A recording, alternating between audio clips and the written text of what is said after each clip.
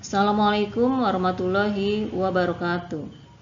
Apa kabar rekan-rekan mahasiswa semuanya? Semoga semangat selalu ya.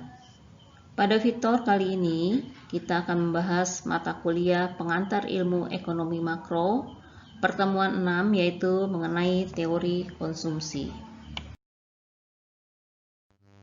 Setelah mempelajari materi ini, diharapkan rekan-rekan mahasiswa sekalian dapat 1. Memahami metode-metode analisis baik kuantitatif maupun kualitatif yang dapat dipergunakan untuk melakukan analisis ekonomi makro Indonesia atau global.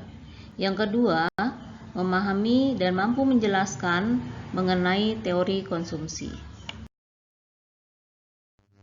Marilah kita mulai pembahasan materi teori konsumsi yang kita mulai dari konsep dasar teori konsumsi. Teori konsumsi diperkenalkan oleh John Maynard Keynes. Teori ini muncul setelah terjadi Great Depression pada tahun 1929 sampai 1930. Sejarah munculnya teori konsumsi ini diawali dari kelompok klasik yang tidak pernah memikirkan dan mengeluarkan teori konsumsi. Mereka hanya membahas teori produksi. Hal ini dikarenakan kelompok klasik percaya bahwa perekonomian akan selalu berada dalam keseimbangan, bahwa berapapun yang diproduksi oleh produsen akan mampu diserap atau dikonsumsi oleh rumah tangga. Apabila terjadi kelebihan produksi, maka harga barang akan turun dan kelebihan produksi pun akan hilang. Hal inilah yang menyebabkan sisi permintaan luput dari pengamatan kaum klasik. Namun ketika terjadi Great Depression, terlihat bahwa sisi penawaran tidak mampu mengatasi sisi permintaan. Karena kedua sisi, baik sisi penawaran maupun sisi permintaan lumpuh atau tidak berfungsi. Pengusaha mengalami kebangkrutan karena kelebihan produksi, sehingga menyebabkan terjadinya pengangguran besar-besaran. Sedangkan dari sisi permintaan, masyarakat tidak memiliki daya beli karena tidak memiliki pendapatan. Berikutnya kita akan membahas beberapa teori konsumsi. Yang pertama adalah teori konsumsi dengan hipotesa pendapatan absolut. Dalam fungsi konsumsi dijelaskan bahwa pengeluaran konsumsi sangat ditentukan oleh besar kecilnya pendapatan. Memang benar ya, seperti itu. Jadi semakin besar pendapatan, maka pengeluaran konsumsi pun akan semakin besar. Keynes dalam bukunya yang berjudul The General Theory of Employment, Interest and Money memberikan perhatian besar terhadap hubungan antara konsumsi dan pendapatan. Keynes mengatakan bahwa ada pengeluaran konsumsi minimum yang harus dilakukan oleh masyarakat, dan pengeluaran konsumsi akan meningkat dengan bertambahnya penghasilan. Dari analisis konsumsi yang dikemukakan oleh Keynes tersebut, terdapat dua hal yang penting. Pertama, MPC atau Marginal Propensity to Consume atau kecenderungan mengkonsumsi marginal lebih kecil dari APC atau Average Propensity to Consume atau kecenderungan mengkonsumsi rata-rata. Ini terjadi dalam jangka pendek. Yang kedua, APC orang kaya lebih kecil dari APC orang miskin. Keynes memberikan formulasi model fungsi konsumsi sebagai berikut.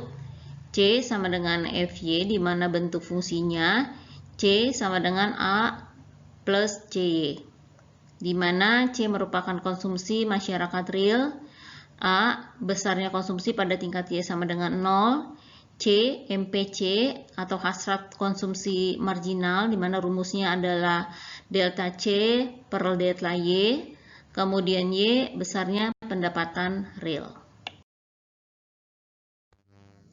Dari model fungsi pada slide 5, bila digambar dalam bentuk kurva adalah seperti ini, yaitu bisa terlihat di slide, itu adalah gambar kurva fungsi konsumsi, di mana garis horizontal adalah Y dan garis vertikalnya merupakan C.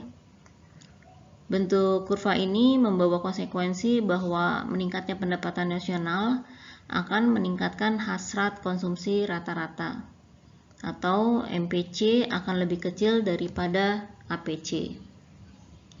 Pengertian pendapatan yang dijelaskan oleh Keynes adalah pendapatan nasional yang berlaku, yang merupakan pendapatan absolut.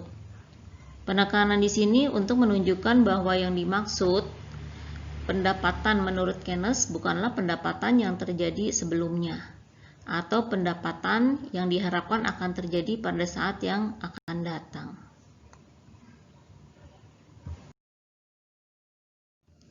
Teori konsumsi yang kedua adalah teori konsumsi dengan hipotesa siklus hidup.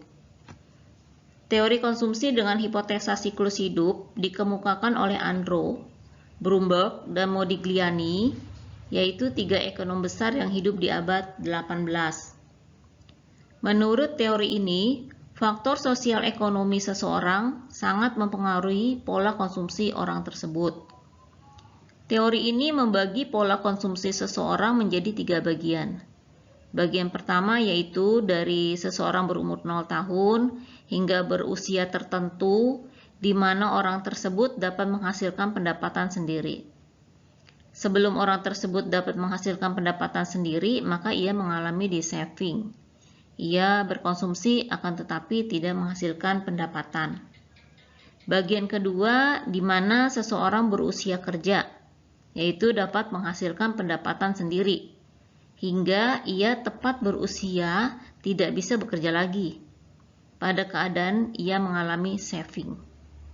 Bagian ketiga, ketika seseorang pada usia tua, di mana orang tersebut tidak mampu lagi menghasilkan pendapatan sendiri. Pada keadaan ini, ia mengalami de-saving lagi. Sekarang mari kita perhatikan gambar kurva hipotesis siklus hidup. Gambar di atas menjelaskan tentang tahapan-tahapan pengeluaran konsumsi seseorang yang tergantung dari usia, di mana dengan bertambahnya usia seseorang, tingkat pengeluaran konsumsi semakin meningkat. Akan tetapi, kemampuan untuk memperoleh pendapatan semakin lama semakin menurun, seperti yang sudah dijelaskan pada slide sebelumnya. Teori konsumsi yang ketiga adalah teori konsumsi dengan hipotesa pendapatan relatif. Teori ini dikemukakan oleh James Dusanberry. Menurut hipotesa ini, pengeluaran konsumsi dipengaruhi oleh besarnya pendapatan tertinggi yang pernah dicapai. Apabila terjadi kenaikan pendapatan, maka pengeluaran konsumsi akan cenderung meningkat dengan proporsi tertentu. Sedangkan apabila pendapatan turun, maka pengeluaran konsumsi juga turun.